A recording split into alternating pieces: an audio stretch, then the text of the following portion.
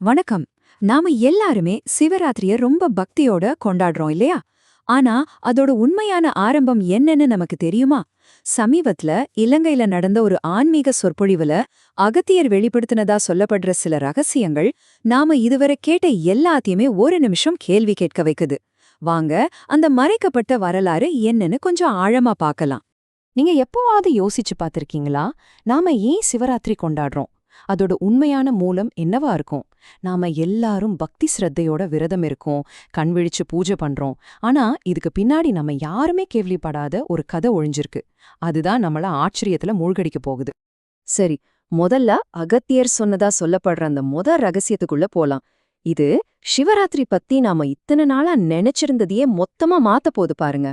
நம்மள நிறைய பேரு, ஏன் சொல்லப்போனா கிட்டத்தட்ட எல்லாருமே சிவராத்திரி அன்னைக்கு சிவன் நமக்கு அருள் தருவாருன்னு ஒரு பெரிய நம்பிக்கையோட தான் விரதம் இருக்கும். அதுல எந்த தப்பும் இல்ல, அந்த பக்தி ரொம்ப உண்மையானது. ஆனா அந்த சொற்பொழிவுல என்ன சொல்றாங்கன்னா, அந்த நம்பிக்கைக்கு பின்னாடி இருக்கிற உண்மையான காரணம் என்னன்னு தெரிஞ்சுக்கிட்டு வழிபடுறவங்கள ரொம்ப ரொம்ப கம்மிதான்.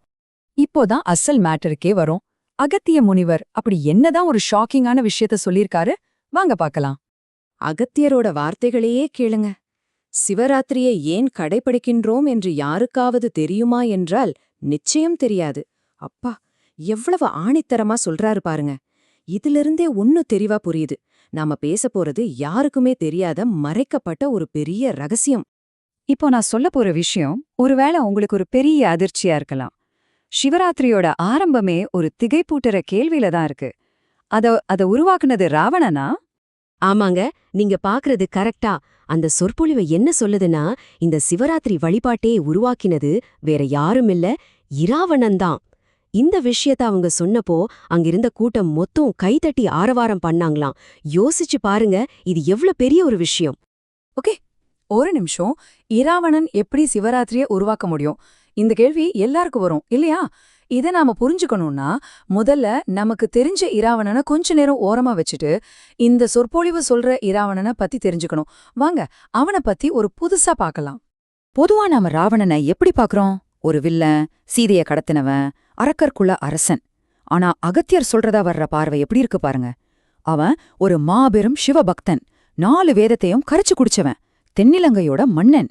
ரெண்டுக்கும் நடுவுல எவ்வளவு பெரிய வித்தியாசம் பாத்தீங்களா? ராவணனோட பக்தி எந்த அளவுக்கு தீவிரமா இருந்துச்சுன்னு தெரிஞ்சுக்கணுமா? இந்த வரிகளை கேளுங்க. கனல் விழிசனை இசையால் வென்றாய், உடல் நரம்பை வீணையாய் மீட்டி நின்றாய். அடுங்கப்பா, தன் உடம்புல இருக்கிற நரம்பையே வீணை மாதிரி மீட்டி அந்த இசையால சிவனையே மயக்கினானா. அவனோட பக்தியோட ஆழத்தை சொல்ல இதுக்கு மேல ஒரு உதாரணம் வேணுமா சொல்லுங்க?